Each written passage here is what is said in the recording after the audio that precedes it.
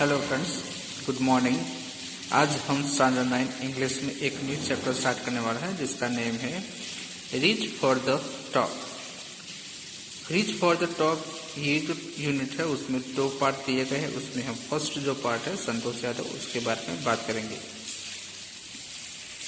Before you read, think for a while and make a list of 3 to 5 persons you idolize or admire very much for their achievements. Your idols may be from any sphere of life, sports, medicine, media or art and culture. तो यहाँ पर कहा गया है कि आप अपने life में जिसका आइडोलिज यानी कि रिस्पेक्ट करते हो उसकी 3 to 5 पर्सन के नेम लिखो और ऐसे जो पर्सन जिसकी अचीवमेंट से जिसकी सक्सेसफुल से आपको प्रसन्नता मिली हो, आप उससे अधिक एडमायर हुए हो। Your idols may be from any sphere of life, और वो जो आइडल्स है वो कोई भी फील्ड का हो, स्पोर्ट्स में हो सकता है, मेडिसिन में हो सकता है, मीडिया, आर्ट एंड कल्चर में कोई भी हो, कोई भी फील्ड में, तो आप उसको नेम लिखने हैं। Your teacher will then discuss your choices with you to find out who the top 5 idols of your class are. और यहाँ पे आपके जो टीचर्स है उसके बारे में डिस्कस करेंगे और आपके जो आइडल्स है उसके बारे में सभी क्लास में बताएंगे। तो फ्रेंड्स चलो स्टार्ट करते हैं। The only woman in the world who has scaled Mount Everest twice was born in a society where the birth of son was regarded as a blessing and a daughter, thought not considered a curse, was not generally welcome. तो जो mount Everest 2 बार चढ़ने वाली एक women का जो जन्म एक ऐसी फैमिली में हुआ था कि जहाँ पर जो सन का बर्थ होता है तो उसको ब्लेसिंग के साथ उसका एक्सेप्ट किया जाता है, लेकिन अगर डॉटर का जो बर्थ होता है तो उसको एक श्राप देकर उसको वेलकम नहीं किया जाता।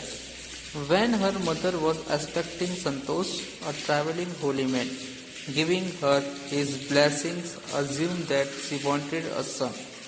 और जब ये संतोष यानी कि जो संतोष यादव जो गर्ल है उनकी जो मदर जब उन संतोष को उसको एक्सेप्ट कर रहे तब एक ट्रैवल करते हुए एक होली मैन यानी कि एक जो संत है वो सामने से आए और उनको ब्लेसिंग्स दिए और उनको कहा कि assume that she wanted a son, कि आपको एक बेटा होगा। But to everyone surprise the unborn child's grandmother who was standing close by told him that they did not want a son. और संतोष यादव की जो यहाँ पे जो ग्रैंड मदर थी वहाँ पर उनके बाजू में जो खड़े थे संतोष यादव की मॉम के बाजू में, उन्होंने कहा कि हमें लड़का नहीं चाहिए।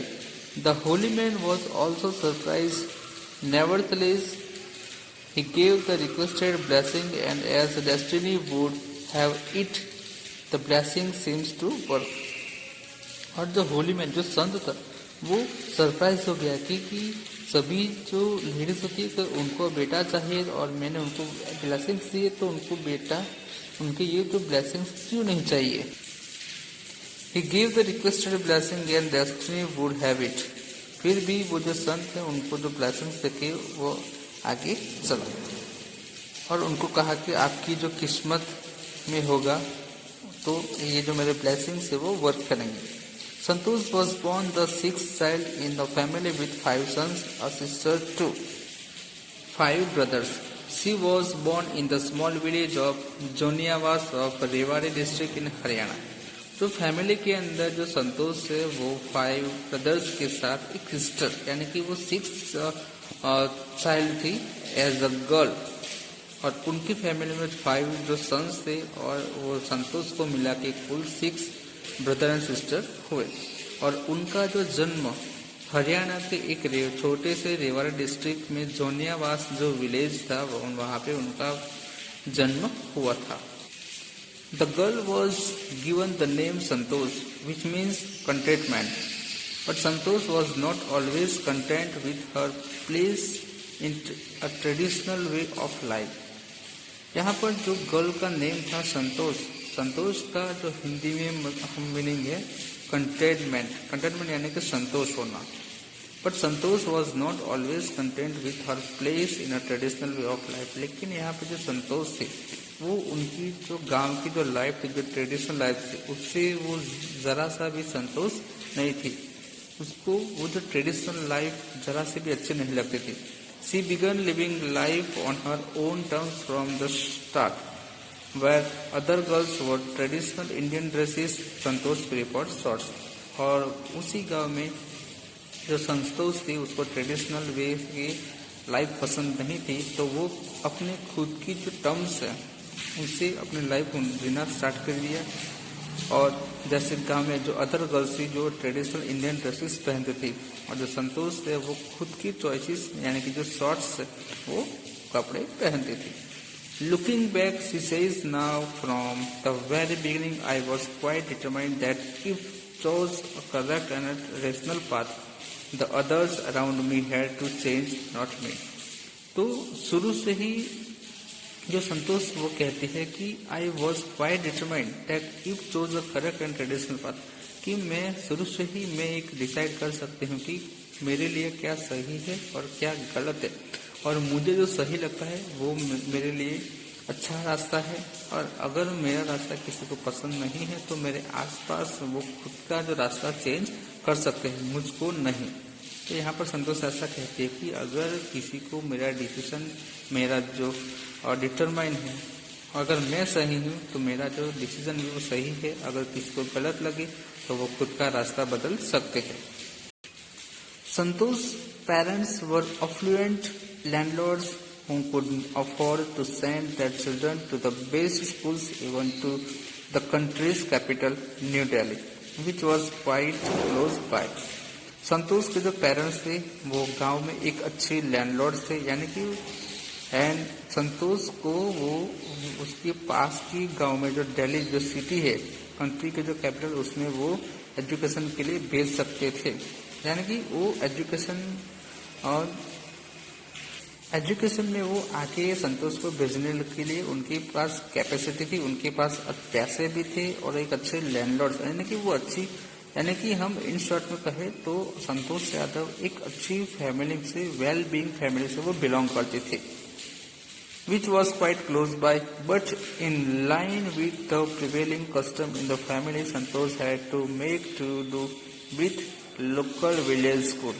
लेकिन according to prevailing custom, in line यानी कि अकॉर्डिंग टू, यानी कि उनकी विलेज में जो कस्टम से, जो रीति रिवाज थे, रीति रिवाज के मुताबिक संतोष को उनको गांव के जो लोकल स्कूल थे, प्राइमरी स्कूल, उसमें उनको एजुकेशन के लिए भेजा गया।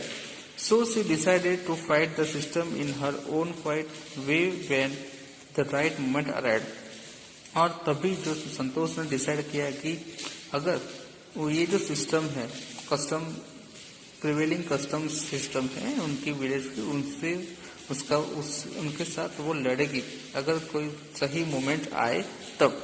And the right moment came when she turn 16, और ये सही मोमेंट जब वो 16 इयर्स की हुई या 16 साल की, तब वो सही मोमेंट उनके लिए आई।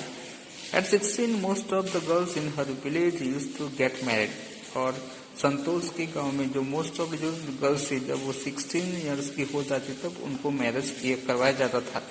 संतोष was also under pressure from her parents to do same, और सभी गर्ल्स की तरह संतोष को भी मैरिज के लिए उनके पेरेंट्स प्रेशर करते थे।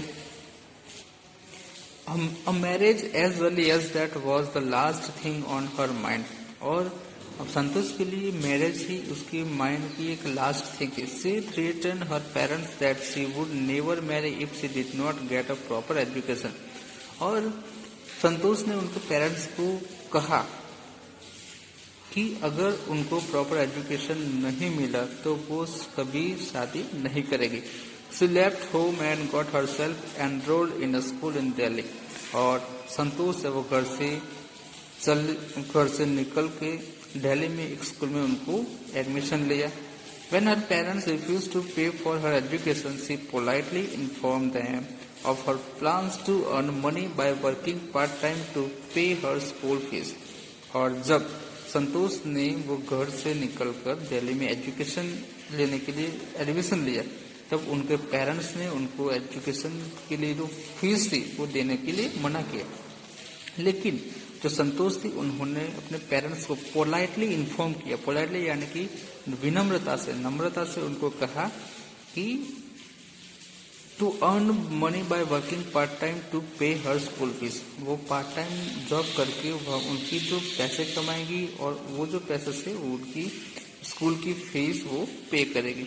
हर पेरेंट्स देन एग्री टू पे फॉर हर एजुकेशन। जैसे वो संतोष ने कहा कि वो पार्ट टाइम जॉब करेगी, तो ये सुनकर उनके पेरेंट्स जो संतोष की जो स्कूल की फीस थी एजुकेशन के लिए वो देने के लिए रेडी हो गई।